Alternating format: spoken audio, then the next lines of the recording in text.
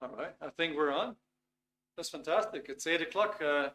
Welcome, guys. Good evening. It's Tuesday. I think it's the 25th of June. It's 8 o'clock. We're going to do a webinar on burnout. Basically, what it is and what you can do to fix it, to handle it. My name is Erik. I'm going to be your host tonight. Welcome. We're going to be on different platforms. We're going to be on Zoom. We're going to be on Facebook. We're going to be on Instagram. We're going to miss out. We're going to be on YouTube. So on Zoom right now, I can see Dr. Mohiba Jamusi. Welcome. I only see you tonight on Zoom, and probably there's more people on the other platforms that I just mentioned. I've noticed that we're in the summertime, and it's great. I could just see you in the picture. Fantastic. Nice to see you. It's summertime. It's probably for that reason that it's very slow. I've noticed that, for example, in winter times, autumn, there's much more participation. And we did have this idea for a moment, like, okay, should we just skip the whole thing and just pick it up again at autumn or winter time? And I didn't feel like I wanted to do that. I really wanted to continue and give the information to you. I hope that's really helpful. In the meantime, I've seen that Carmen is coming in. It's fantastic. I'm actually expecting a few more people because there's people who registered. Maybe we can start off with a little introduction. You can probably tell by my language, my accent. I'm not English or Irish or American. I'm actually Dutch. I was born and raised in the Netherlands. Been abroad for many years though. Been living in the Caribbean and Latin America for about 10 years, different European countries, and right now in Ireland since only 2 years. So one of my passions is that I really like to study and I like to pass on the knowledge with others. It's one of the things I really enjoy doing. So for that reason, I'm delivering webinars. I'm also doing lectures. In any case, by the end of the evening, I will probably share my telephone number, my WhatsApp number, just in case that you feel like, hey, you know what? I would like to have a chat. I would like to know a little bit more about the subject. I would like to know what else I can do. You can imagine that this is a webinar. We only have like an hour time. It's not going to be too much. But quite frankly, I think that the data that we're going to be imparting with you is actually quite fascinating. Sandra has come in. That's good to see you, Sandra Sandoval from Mexico, if I remember well. Good to see you. So, first question to you, just to get acquainted. Maybe you want to introduce yourself by means of just letting me know in the chat, where are you from tonight? And for what reason that you want to join, in particular, this webinar regarding burnouts. So maybe you want to take a minute of your time and just pop in the chat where you're from, for what reason did you come to this webinar tonight? I would like to know.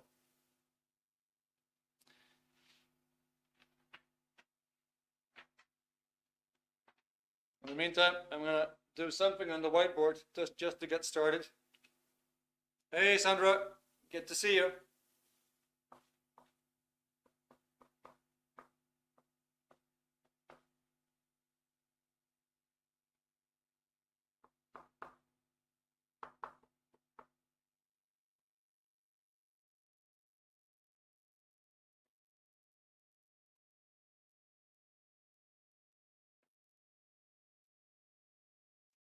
Good. So basically, the burnout, that word itself, it already came up in the late 1500s, and it had to do with taking drugs, and the drugs would like cease to have its effect on you.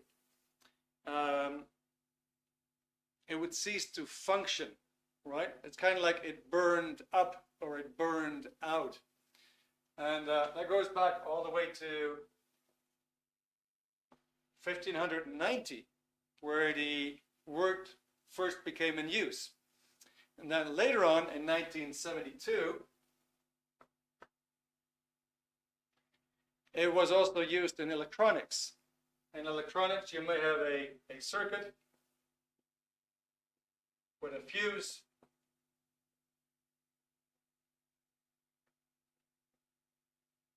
Let's say there's a power source, there's a fuse, a circuit connected to a lamp, and the fuse will all of a sudden blow, which is to say you had a burnout in the circuit, and the circuit would no longer function, or the system would no longer function. It was simply burned up, so to speak. Yeah, so that's where that word came from. Now, of course, later on we started using it in modern times for anything that's related to like a severe mental and physical fatigue. So what we want to look at tonight is what causes that mental and physical fatigue, and what is it that you can actually do to fix that. Now, you could probably imagine that a lot of body stuff that happens to you may have a mental cause. Well, for example, if you're very stressed, it might just give you a lot of tiredness, may just give you a lot of fatigue. So the first thing that we're going to do tonight is a couple of drills on the mind itself to get to know that whole subject a little bit better. Now, I always like to do some interactions because it's fun. We can test each other's knowledge.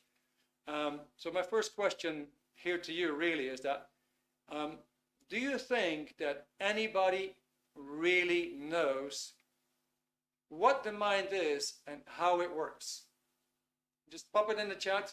Give me a yes or a no. But do you think anybody really knows what the mind is and how it works? Dr. Muima from Oman, fantastic. Welcome. It's nice to have your comment. You're pretty far away from Ireland, probably enjoying a lot of sunshine. We don't have that so much here. Good. So you are a transformation relationship coach, interested in a topic. All right. Fantastic. And Carmen, I see you on the camera right now. Nice to see you. Is the sound okay? Can you give me a thumbs up if the sound is okay?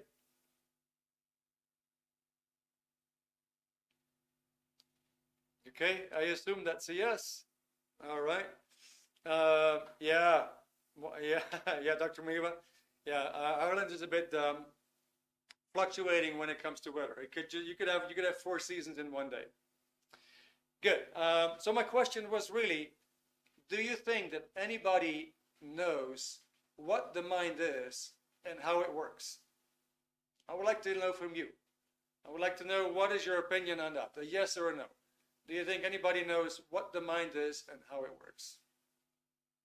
Okay, so I got a no there. Anybody else?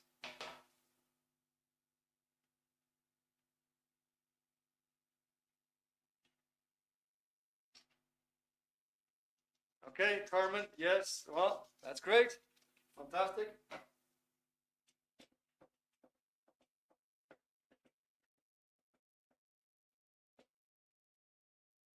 So let's have some fun.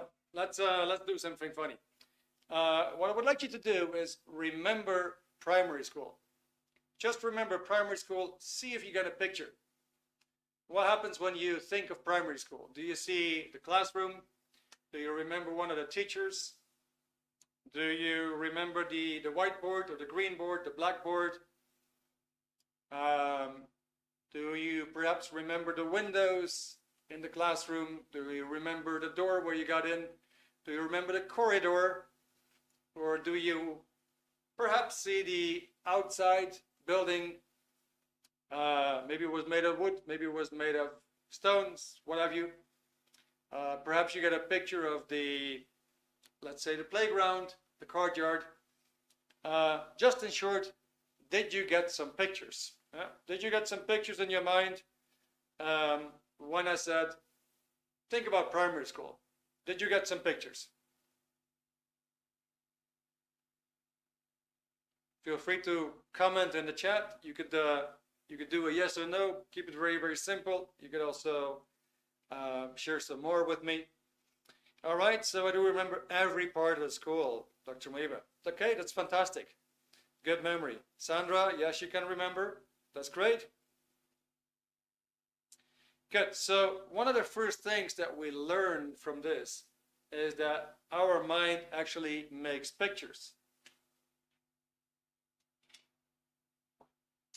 Let's see if I can get a better marker.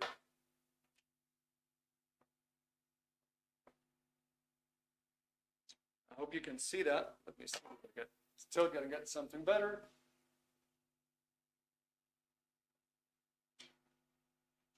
Good. Now, let's say we have a body here. And your mind simply makes pictures.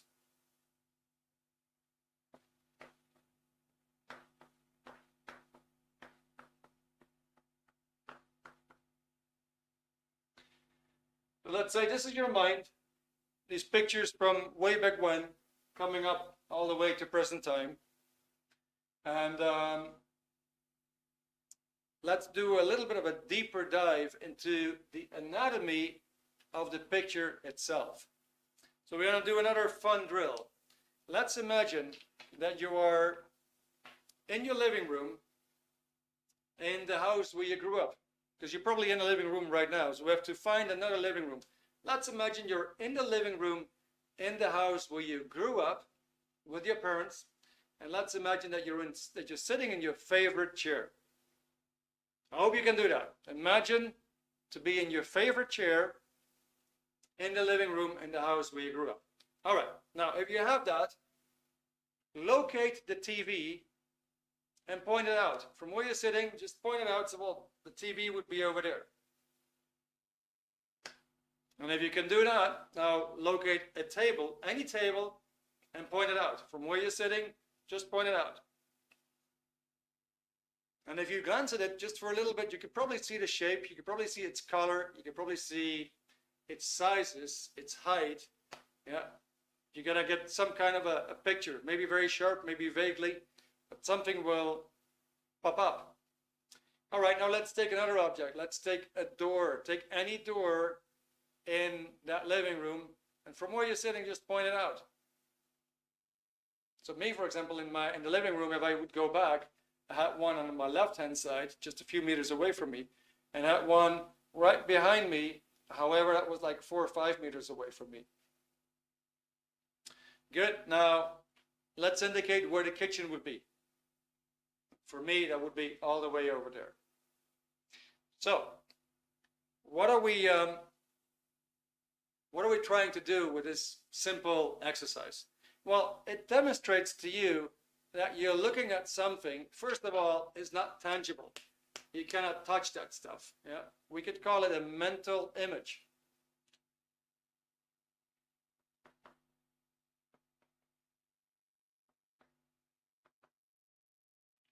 And it's called mental for a very, very good reason. It's simply not a physical image. It's a mental thing. You can't touch it. You could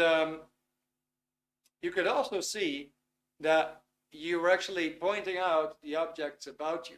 Now, you didn't say that these objects were actually in your head. You didn't say, well, the TV is over here, and my kitchen would be in the back of my head, and the window would be right next to my temple. You didn't do that. And instead, you would point out about you. So it tells you that these mental images, they're actually three-dimensional. All right. So that's your mind. Now, how would you use your mind? Well, let's say you come home and you put your keys somewhere. Let's say you put them in the kitchen on the table. You go to the living room, you relax. Maybe later on you go to the garden, you go to the bedroom, you go to different spaces. And at some point you look at your watch and say, gosh, I actually wanted to do some groceries. I'm quite late. I better go. And you put your hands in your pocket to lock the door and your keys are not there. So what are you going to do? Are you going to go through all the rooms in the house to find your keys? Well, you wouldn't. You would simply go back and consult your mind. You would consult the pictures.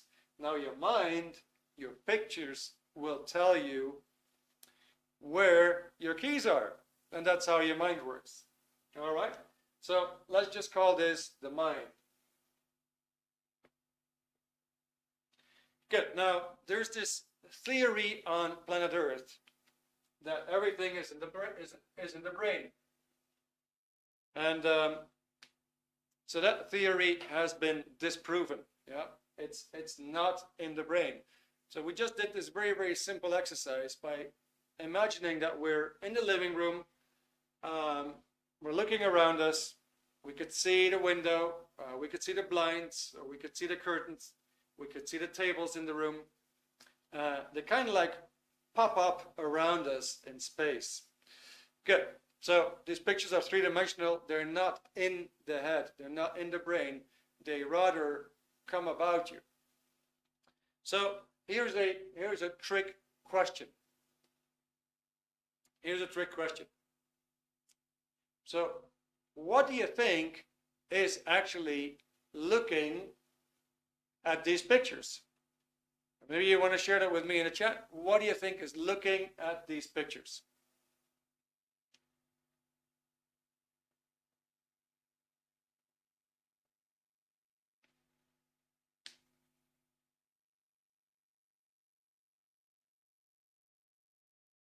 So we're a very, very small group, guys. Just go ahead, use your keyboard, start typing. You can just throw everything that you want to share tonight. We can also keep it very, very simple, and I can give you the answer right away. Okay, good. So let me give you the answer. I don't see anything popping up in the chat at the moment. Good. We could go keep it very simple. Who is looking at that picture? Well, that is simply you. Now we could say we could dissect a person in three parts. We could say, well, you have a body, you have a mind, and there's you. So you are obviously an awareness. Well, when you put your keys somewhere, right, you're probably aware of where you put them, and if not, your mind will help you. So you're also aware of your mind. Right now, you're aware of the temperature. You're aware of the sound that comes to you. You're aware of your body position. So you could say, well, you are an awareness. Well, you're also an intelligence. Like I just mentioned, you're looking for your key. Your mind will actually tell you where to find your key. Maybe you got your car parked somewhere down the road, and your mind will simply tell you where to find your car. You're an intelligence. All right, now, there's a lot to know on this subject, and it's utterly fascinating. Now, my next question for you is, have you ever gone to a job interview, or that you had to do a presentation in front of a group of people, and you felt some discomfort, you felt some stress or nervousness? Has that ever occurred to you? I would like to know from you in the chat. Have you ever done a job interview, or perhaps had to do a presentation in school, or maybe at work, and it made you feel very, very nervous or uncomfortable? Has that ever happened? Sandra, okay, you felt it? Thank you. Good. All right, so here's a tricky question. So I'm going to address that to you, Sandra. All right? So you said you felt it, yeah? You felt uncomfortable, you felt stressed. Did you want to feel that way? So actually, did you choose to be stressed? Did you choose to be uncomfortable? Was that a yes or a no?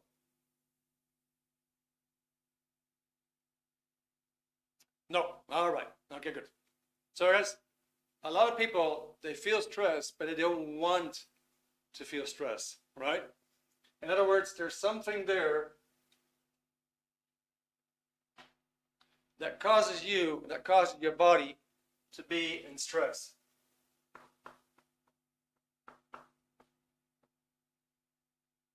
Now, and it seems that factor, stress, it seems to be controlling you, and at the same time you can't shake it. You can't get rid of it. It kind of like it just takes over the control, and you can't seem to shake it. So how does it control you? Well, first of all, let's see how it controls you. It controls your body. Let's say you have to do that presentation, and all of a sudden you got these butterflies in your stomach, and you feel very, very nervous and shaky, and your legs feel kind of like they're not strong anymore. They feel perhaps like spaghetti, right? They feel very very restless, and you feel like you lost your strength in there, and you smell yourself under the armpit, and you go like, gosh, that's just horrendous, this smell. And then you have that paper that you want to read from, but you can't keep it still. You can't just keep your arm still and keep your paper still. So there's something there that really controls your body. All right, now you can imagine it also controls your mind. It controls your thoughts.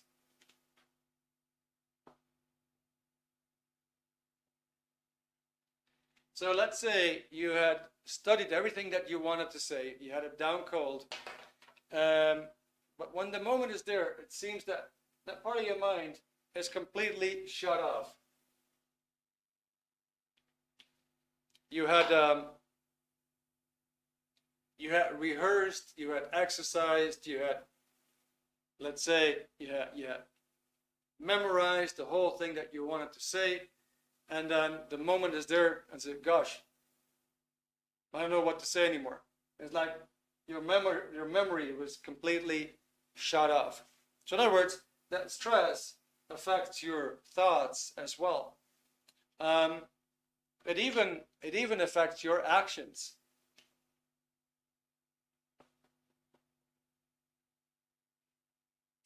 It might just be that you had pretty good hopes to do that presentation, or perhaps that you have pretty good hopes to do the exam, or to talk to that person in a job interview, and the last very minute, because you felt so much stress, you felt like, you might as well give up.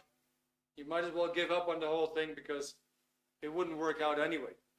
And you've probably seen these things happening in your life where you felt confident at some point that you could do it, or you had some confidence, and all of a sudden, when the moment was there, you said, well, I simply can't do it.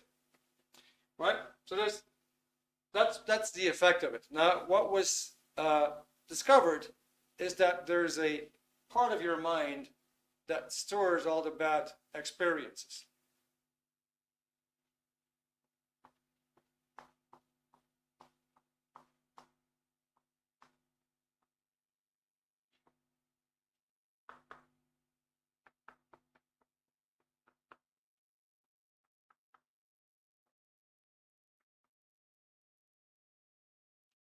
And it is as if you have bad experiences now turning against you. Good. Now I have another question for you guys, and that's the following. Do you think that when you are under stress, that your body might go out of balance? Do you think that could happen? When you're under stress, could it be possible that your body goes out of balance? Please let me know in the chat.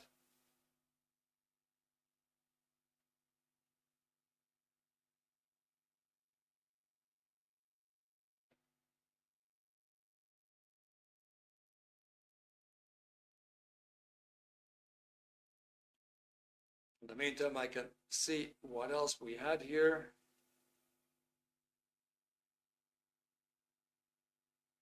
Okay. All right, guys. You want to share some answers in the chat, perhaps? Now, what do you think? Do you think that when you're stressed, your body might go out of balance? Would it be a yes? Would it be a no?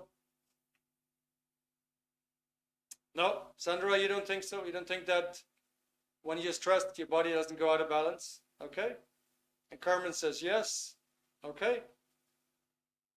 Good. Now, probably you have experienced, for example, maybe for a doctor's visit or a dentist visit, or doing a lecture, that you had to go to the toilet more often than you would normally go, right? There's like one symptom there. Sandra, for you is very good. Some people, experience this in the extreme. They can't really function very well. So if you can keep calm, that is absolutely fantastic. Now, okay, Humberto, thank you very much for your comment. I'm not sure where you're coming from. It must be from some platform, but it's great to have you on. Great. Okay, good. So all I wanted to point out that, if stress does something to your body, like you start to smell, some people get like acne, pimples, hair loss, bad sleep, restlessness, right? The body starts to feel a bit weak. It produces that symptom that you essentially go out of balance. So here we have the effect of the mind on the body, putting the body out of balance. Now here we have this interaction where a body could then further trigger aspects in the mind to cause more stress. Now, let's see where I'm at. I'm not going to go too deeply into that part. However, there is certain pain that is stored in your mind. You can imagine that we don't really like to look back.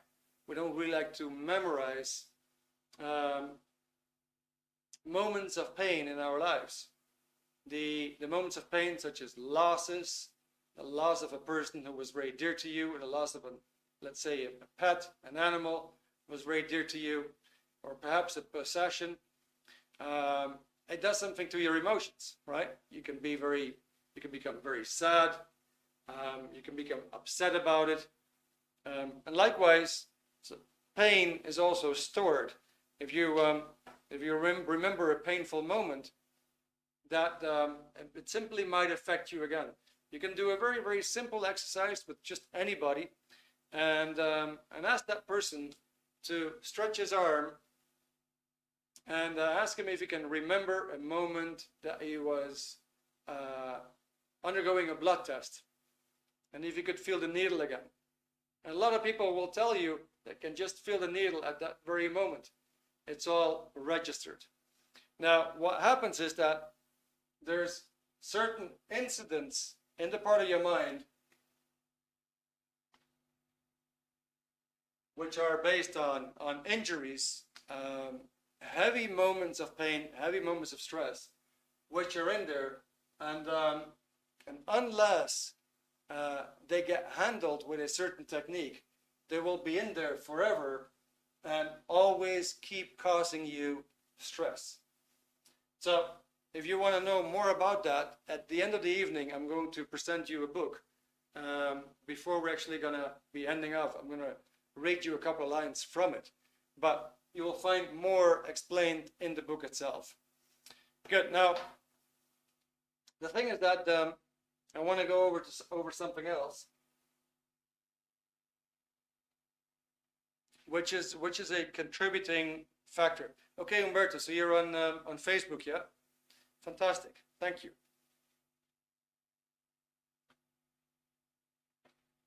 The thing is this: when we are under stress, we tend to introvert, which is you tend to look inside.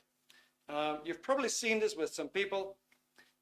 Let's say a person is completely apathetic, and you've seen that in somebody, and you put your hand in front of your face, waving, and the person didn't seem to notice it. That's an extreme version of introversion. When we have less introversion, we are, for example, in grief, yeah, because our mind is still stuck on the recent loss, or the mind is still stuck on the past loss. So we kind of like start looking back at the whole thing. When a person is angry, for example, or very, very upset, he's still introverted because he's looking at the situation happening in front of him right now. He's kind of like mixing it up with situations from the past, and he kind of like puts them together. He says like, well, whatever's happening here right now is probably equally threatening as what happened back then in my mind. So there's still a connection of introversion. When a person will come up and be a little bit bored, he is still not fully there. He is bored because he's not really here in the present time. And to some extent, he still has his attention somewhere wandering, going on in his mind. He's still introverted. Now, what am I trying to tell you? Let's take a little bit of space.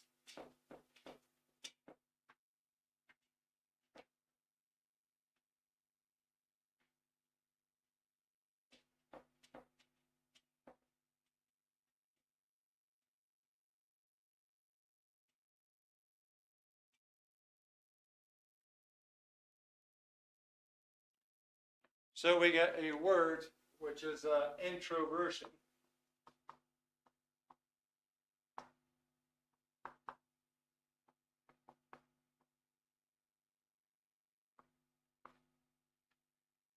And it simply means looking inward, looking in too closely.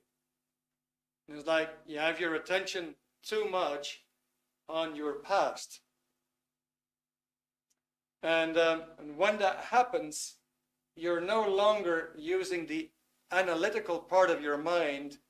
You're looking at your bad experiences. But you're not really looking at them. You're kind of like wandering off. You're kind of like contacting your bad experiences. And this is how your unwanted emotions, unwanted feelings start to come about. But it's introversion, and it's looking in too closely. Now, what happens? What happens when a person introverts? So the objects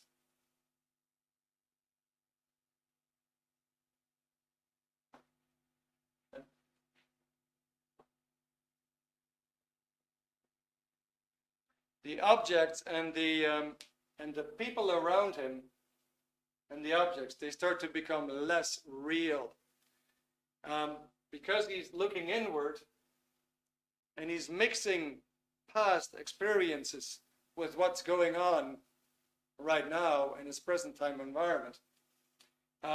Since he puts these things together, the objects, the people around him, they become less real. Somebody makes a funny move and he might perceive hostility, or a machine might all of a sudden look dangerous, or a building might all of a sudden look dangerous. Yeah. So when a person starts to introvert, he starts to have more difficulties to handle the people around him, to communicate with people around him, also to handle objects, machines, equipment around him. He starts to have some bad luck, and things start to turn against him simply because he's not controlling these things the way he was doing before. And so he gets a feeling that he's not really there. He might get a kind of like a lost feeling. And with that, when it gets more extreme, he might get to the point where he kind of like figures that the future starts to look bad. Starts to look bad in a way that he cannot really face it. So when we have that, the person is very introverted and he starts to get really exhausted. This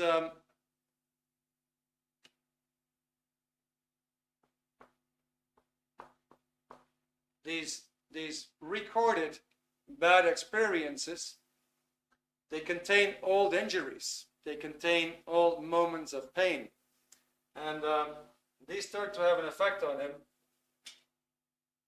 and really tire him, exhaust him. Now, have you, so I'm going to just ask a very, very straightforward question. Have you ever observed this in yourself or in anybody else, where you would observe that you started to feel very introverted, or you saw somebody else being really introverted, being drained, being exhausted, having difficulties with people around you or people around that person, start to lose a bit of control? That's my question. Have you ever seen that? Have you observed this? Just for me, so I know that I'm still in reality with what I'm trying to convey to you. So my question is, have you seen introversion? Have you seen that yourself? Have you seen it happening to yourself? That you became introverted? You're no longer as happy as you were before. You started to worry. You started to look inward. You didn't really look at the future really, but you were more in touch, perhaps, with just your thoughts. Overthinking is such a phenomenon as well.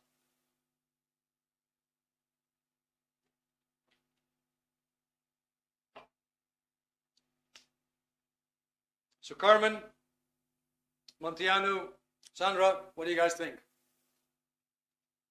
Maybe Umberto may want to share something as well.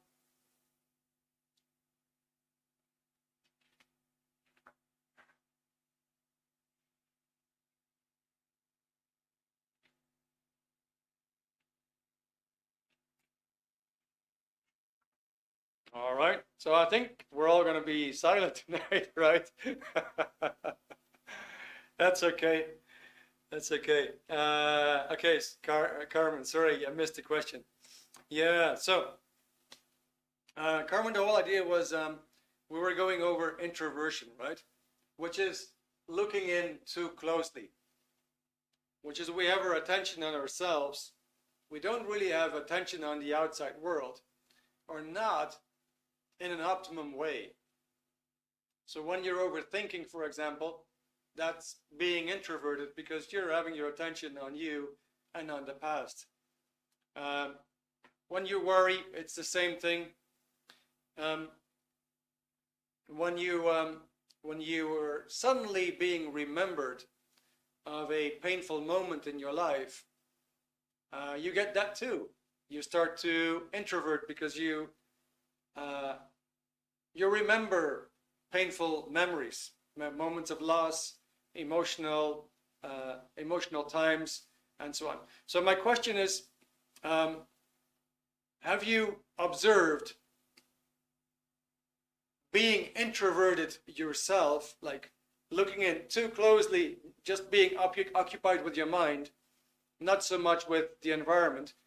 Or have you seen it with somebody else that was really introverted? I just went over some emotional states where you can actually see that in people. Like, for example, a person could be very, very apathetic. And he seemed like he's just staring at a single point and doesn't really observe what else is going on in the room. And of course, we observe that when somebody does it. He's just staring at a single point. Now, the funny thing is that, it happens to us from time to time, some people on a daily basis, that you're just lingering on a certain thought, right? And it's just kind of like you're staring somewhere into space, right? Now, if you're in a good shape, you can snap out of it quite well. Some people have that, it continues a bit longer. That was my question. Have you observed this with yourself? Have you observed that with others? All right. Okay, good. Yeah. So we're thinking about the past when I get triggered, kind of like zoning out. Okay, good. Good. Thank you. That's brilliant. Now, so let me go to the next concept.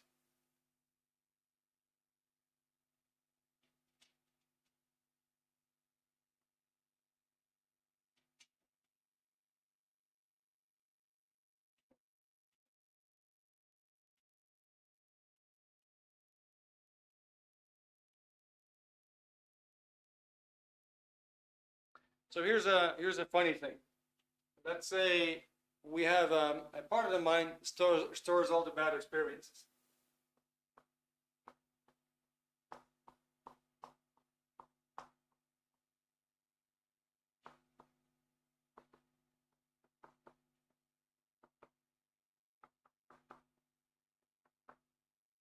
So who could give me an example of something that you would consider a bad experience?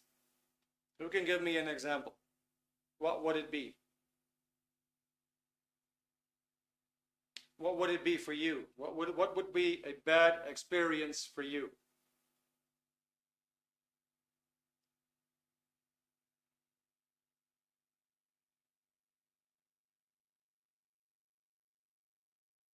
All right, a car crash, right?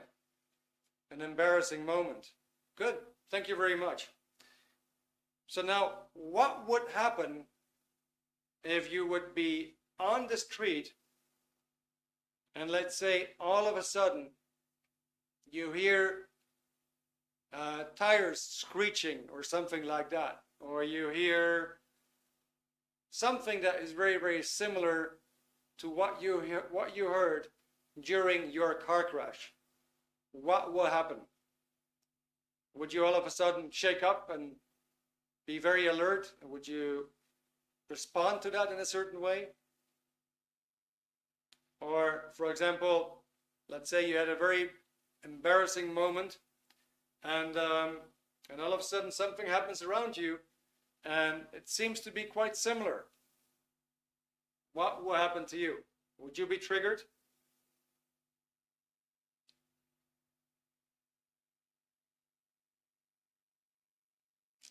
Okay, not wanting to get out of the car to see the damage and worries the other person will hurt me. Good. Thank you so much. So here's the kind of reasoning that we can actually expect from the mind that stores the bad experiences. Let's say we have a situation there with a car, and there is something similar here.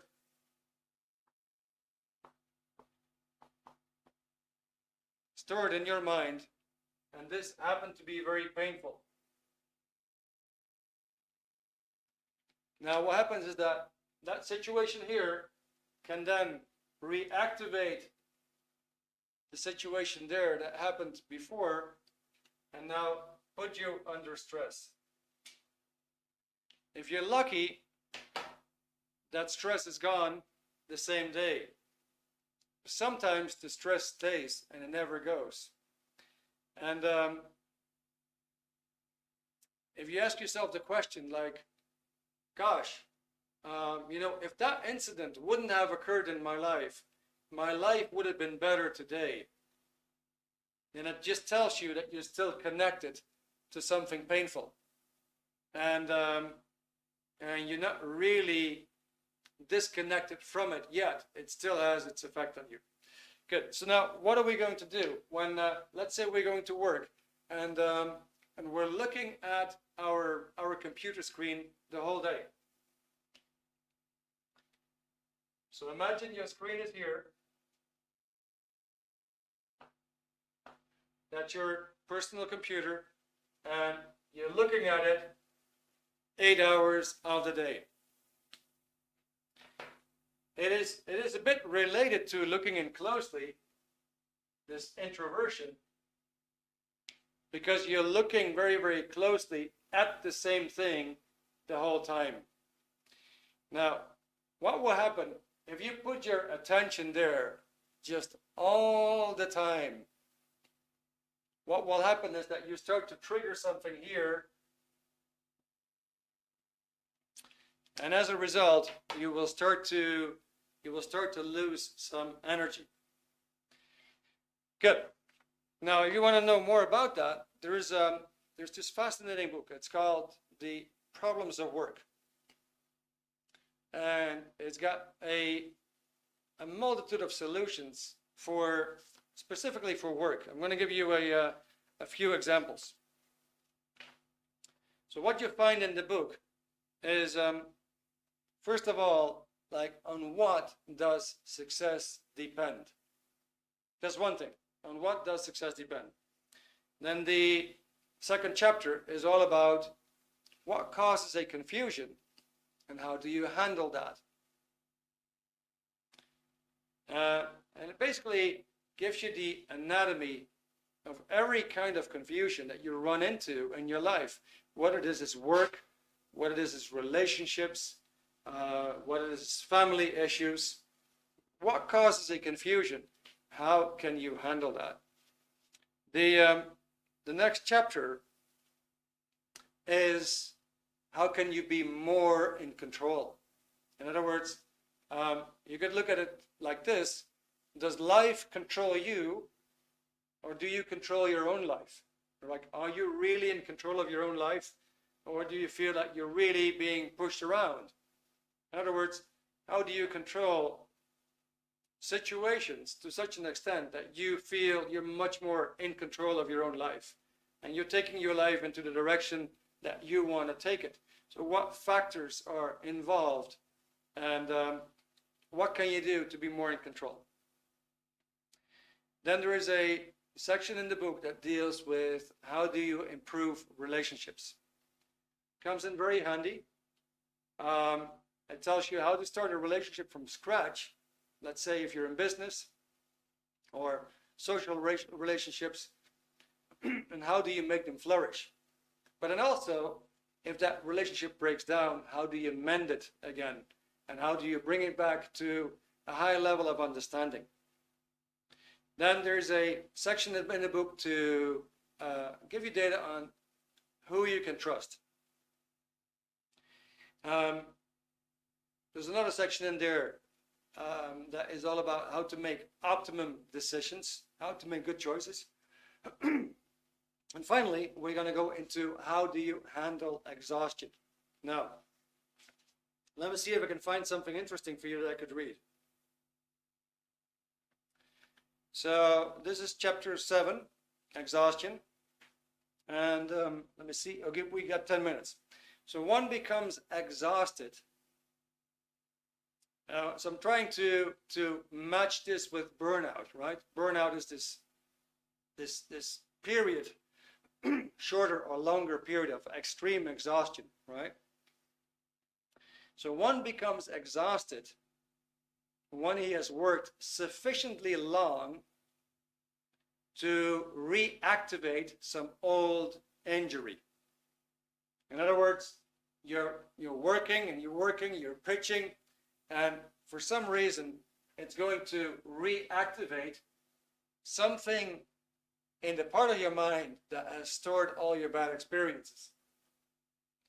There's a name for that in the book itself. I just don't want to give you any words to make it more complicated. Let's just say there's a part of the mind that stores the bad experiences. It's got injuries, it's got accidents, it's got, the ugly stuff that's been recorded. So one becomes exhausted when he's worked sufficiently long to reactivate some old injury. Now, one of the characteristics of this injury will be exhaustion. If you've ever woken up after surgery, then you probably have an idea. You wake up after surgery and you feel just extremely exhausted.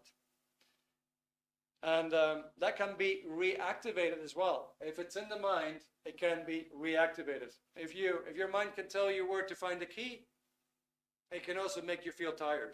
It can do all that.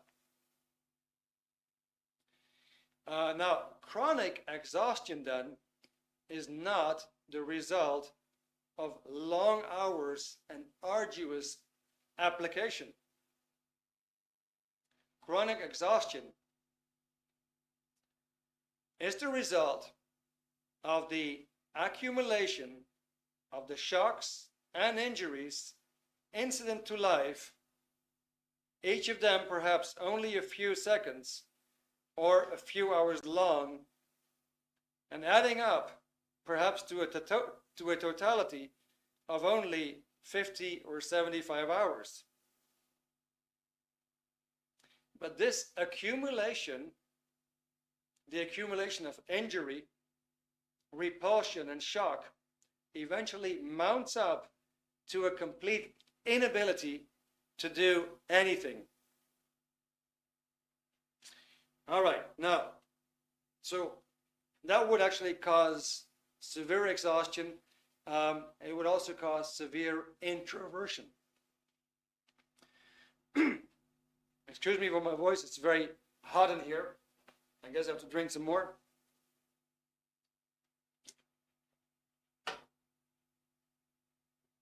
Now, there is a process to extrovert, because the whole idea is that you don't want to be exhausted. You want to do something about it. You want to regain your vitality.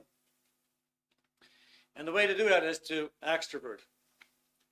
And to extrovert basically means the ability to look outward. So if you're chronically looking inward, then you could say you don't really have the ability to look outward by choice, on your own determinism. It seems to be very hard.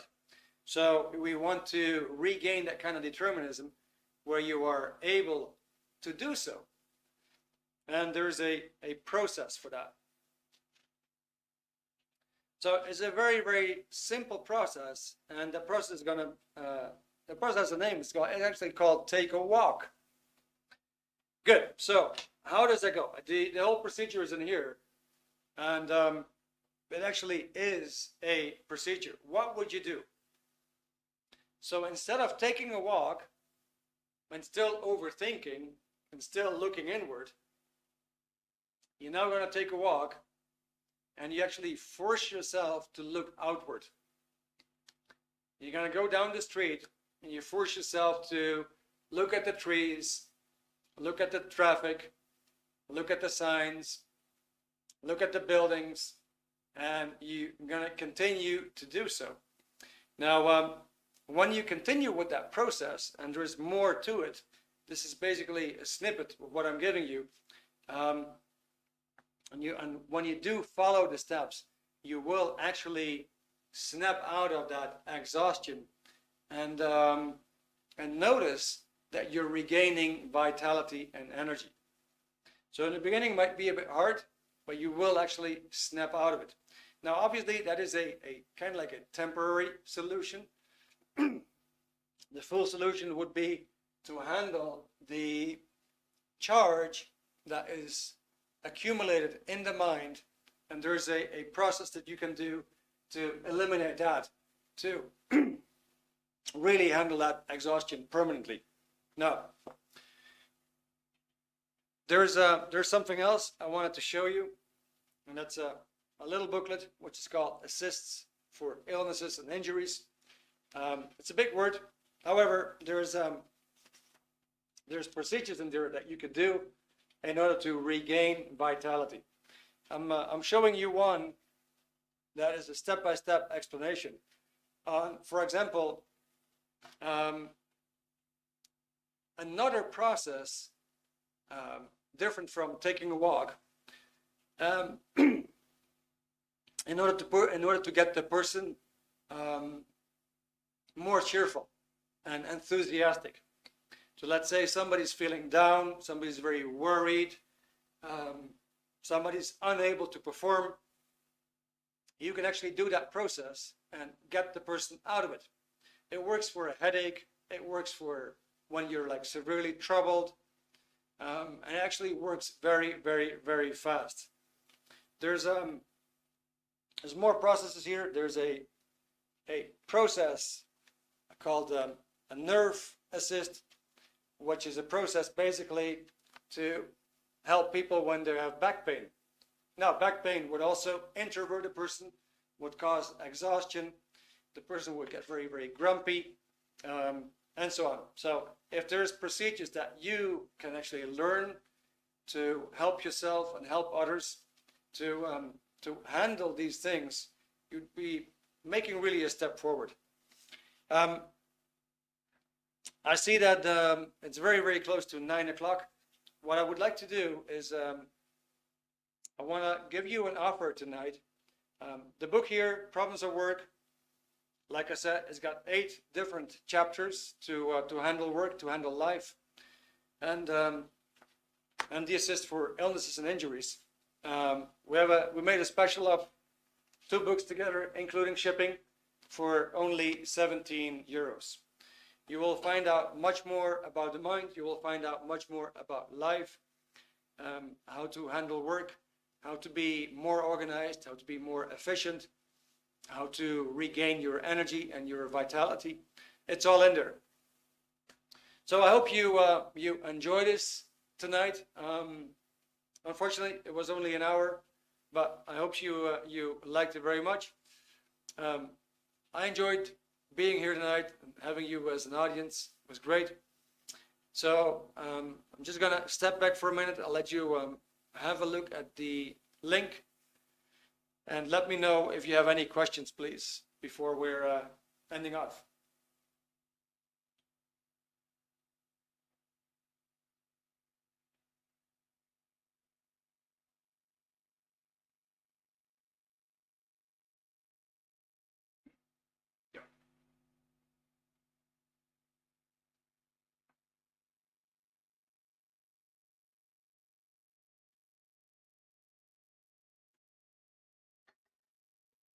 Okay, Sandra.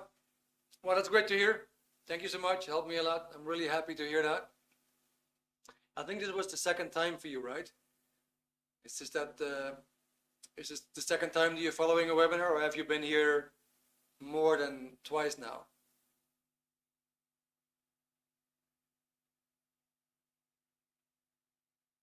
Oh, many times already. Oh gosh, see, I didn't even notice. All right, well, great. It's been my pleasure. I see, Sandra, you're the only one who's left right now on Zoom. I suppose there's still a lot of people following on different webinars. If you don't have any questions, I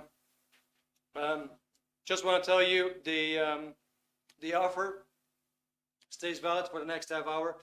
So anybody who wants to avail himself of the offer, you could still avail yourself of these 2 materials. It's going to be up till 9:30, and then after that we're going to change the prices again.